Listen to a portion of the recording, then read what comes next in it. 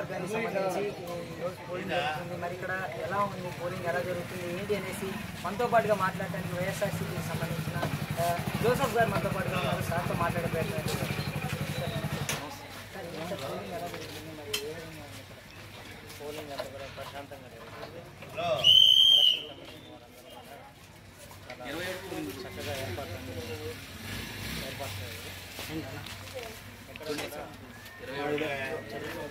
సంఘటన తప్ప ఎటువంటి అవాంతరాలు కూడా జరగకుండా ప్రశాంతంగా పోలింగ్ జరుగుతుంది.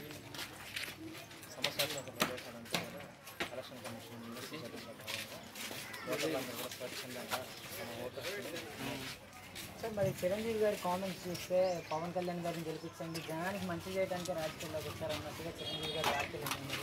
అప్పటి వరకు రాజకీయాల వైపు తిరిగి చూడని చిరంజీవి గారు సడన్గా ఎన్నికల సంఘంలోనే ఆయన ఎందుకని మాట్లాడుతున్నారు? చిరంజీవి గారు సహజంగా తన తమ్ముడు కోసం వ్యాఖ్యానించారు. అలాగని చెప్పి అల్లు అర్జున్ గారిని కూడా ఇష్టపెట్టుకోవాలి. ఎందుకంటే నంద్యాల అల్లు అర్జున్ గారికి, నంద్యాల శ్రీకాకుళ చంద్ర రెడ్డి గారికి, రవి గారికి, రవిచంద్ర ఏ విధంగా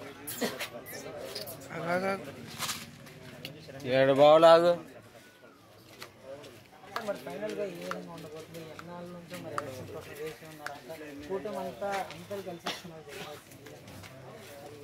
ఈ కూటమి ప్రభావం చూపించి ఓడిపోయే అవకాశాలు ఉన్నాయి. ఈరోజంతా కూడా ప్రజాస్వామ్య తిరిగి ప్రజలు ఏ విధంగా అనుకోవాలనుకుంటున్నారో చూపిస్తున్నారు. ఎవరైతే లబ్ధిదారులు స్వచ్ఛందంగా గంటల తరబడి క్యూలో నిలబడి ఎవరైతే మా కుటుంబంలో వారందరూ కూడా స్వచ్ఛందంగా ఈరోజు ఓటింగ్ పాల్గొంటున్నారు. అంతా కూడా జూన్ 3వ తారీఖు, జూన్ 4వ తారీఖు ఏ విధంగా ప్రజా తీర్పు